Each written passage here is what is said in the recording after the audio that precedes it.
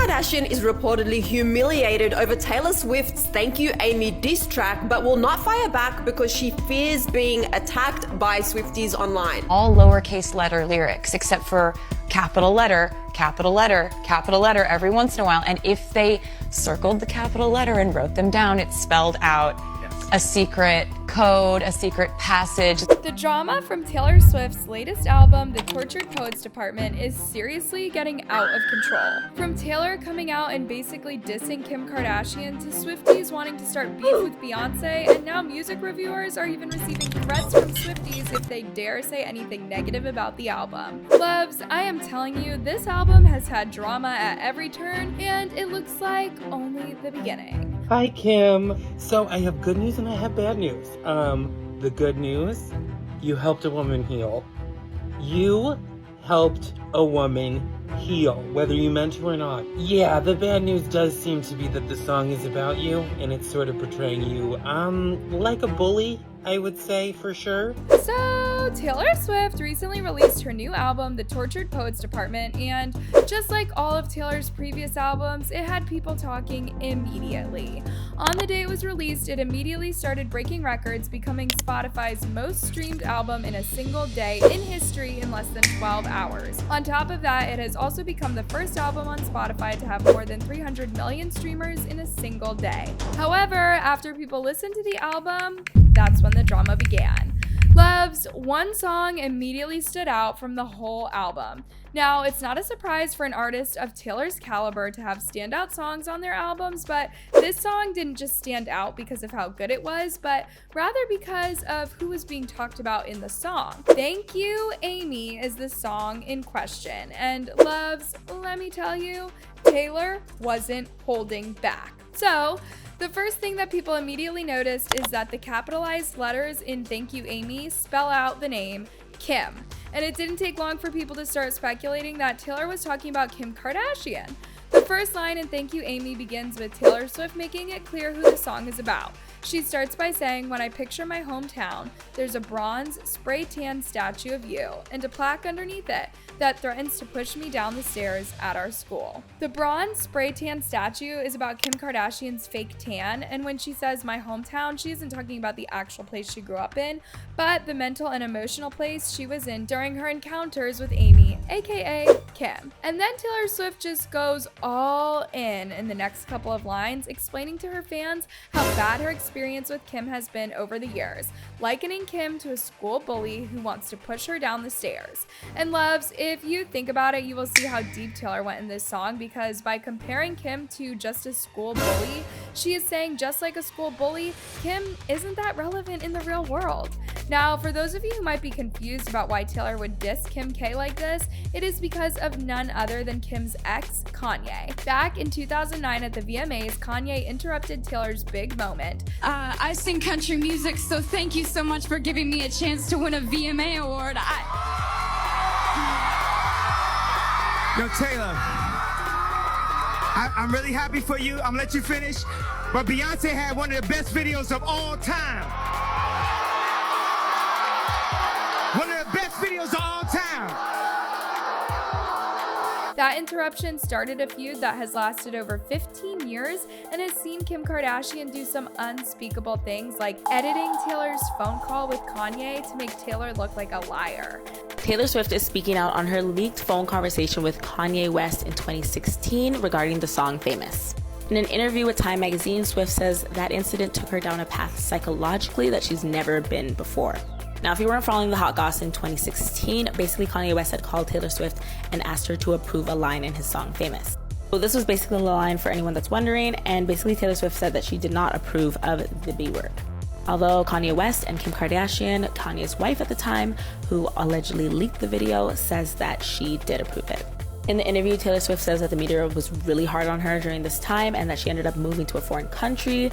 She didn't leave a rental for a year and was afraid to pick up phone calls. However, the part of the song where you could really feel the dislike Taylor has for Kim Kardashian is in the chorus of the song, where she says, "All that time you were throwing punches, I was building something, and I can't forgive the way you made me feel," screamed "F you, Amy," to the night sky as the blood was gushing.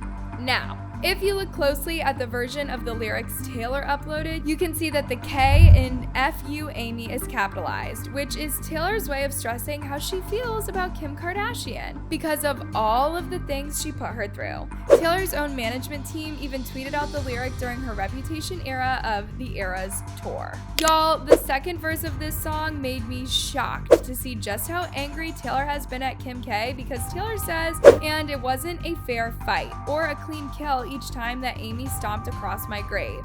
And then she wrote headlines in the local paper laughing at each baby step I'd take. You guys, if you think about it, it's this verse that shows you how dirty Kim Kardashian has handled her beef with Taylor, especially that time she edited and leaked a private conversation between Kanye and Taylor and tried to make Taylor look like a bad person and ruin her reputation. Taylor even talked about this exact issue in her song Call It What You Want when she said, "I brought a knife to a gunfight, they took the crown, but it's alright."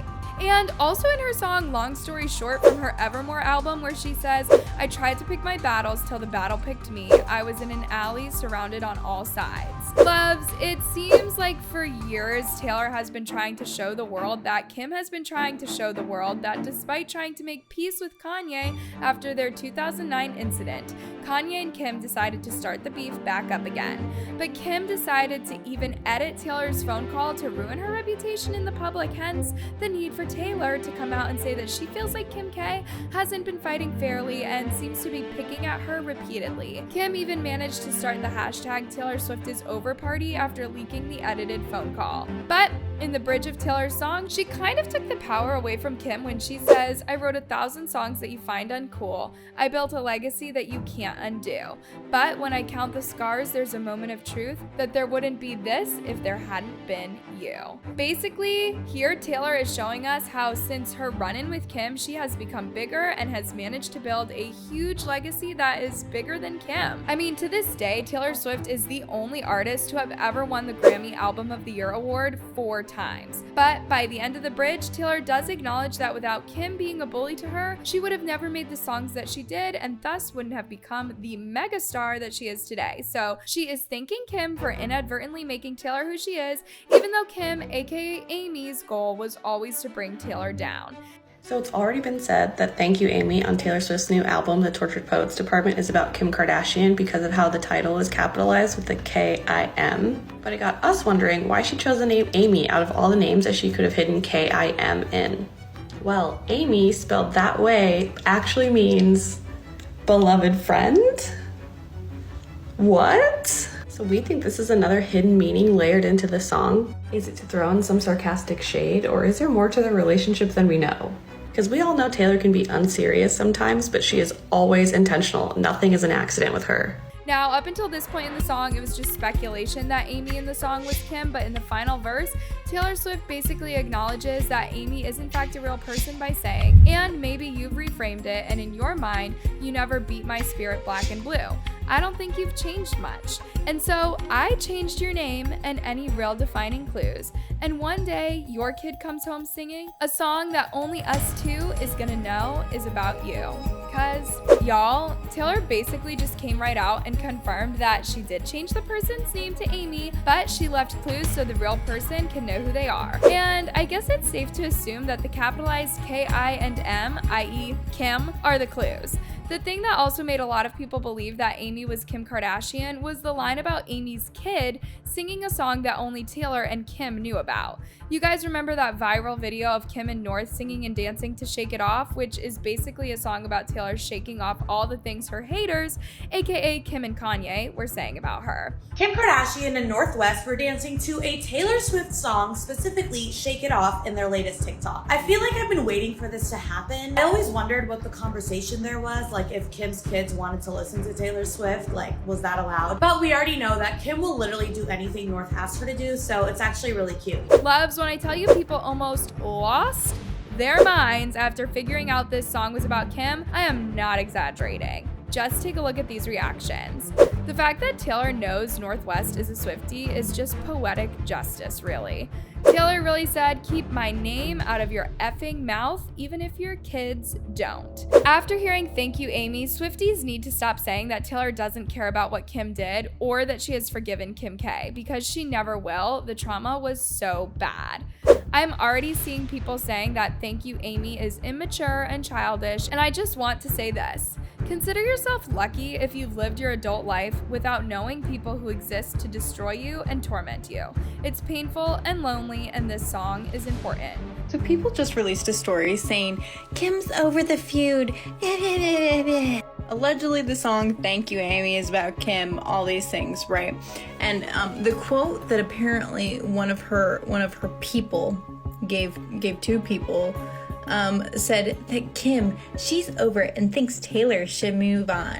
Kardashian doesn't get why Swift keeps harping on it, the source says. It's literally been years.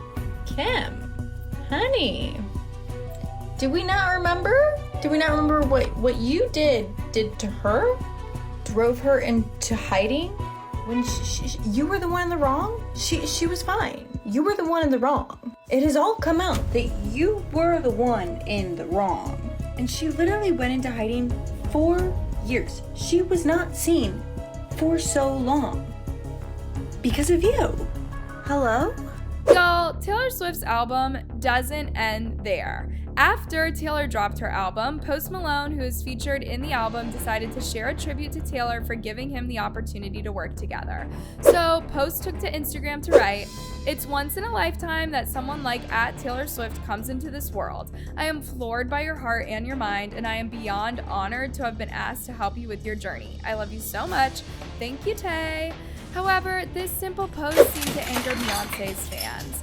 Luvs, if you didn't know, Post Malone also worked on Beyonce's recent album and also gave a tribute to her just 2 weeks earlier. But it wasn't as long as Taylor's. All he wrote was, "I love you, Beyonce." Y'all, this did not sit right with Beyonce's fans, who decided to attack Post Malone and leave comments under his Taylor Swift tribute saying stuff like, "WTF, Beyonce is the legend you should have mentioned, not this wannabe fake poetess with her music. The real honor was to work with the one and only Beyonce." Luvs, when Swifties heard that some Beyonce fans were saying that Taylor couldn't be compared to Beyonce, they got furious. And you know how that section of toxic Swifties can get when they get someone to be angry at. Y'all, from what seemingly was an innocent post began some of the most toxic and insulting field back and forth I have ever seen on the internet. And it was on both sides, Swifties and Beyonce's fans. Luvs, I am telling you, people were saying such horrible things that I simply just can't try and even highlight them. But by this point, Swifties were extremely mad and they were taking it out on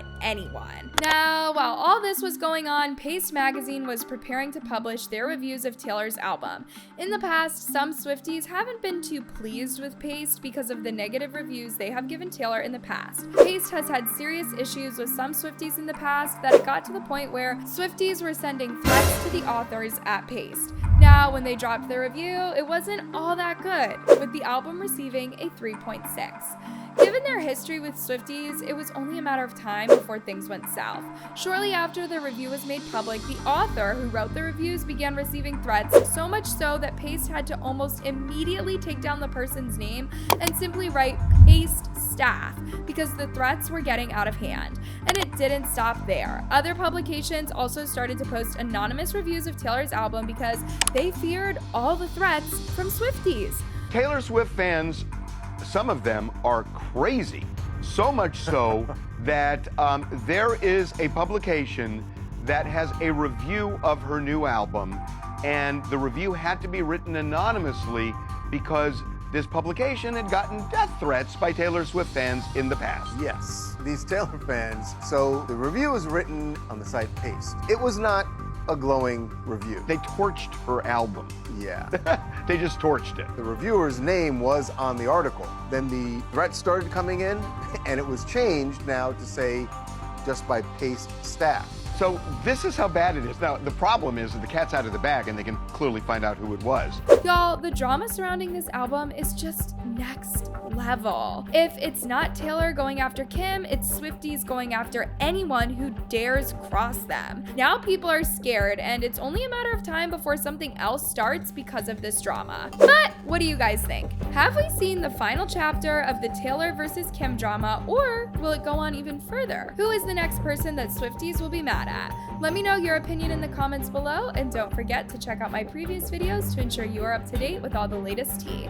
Till next time, Bye, loves!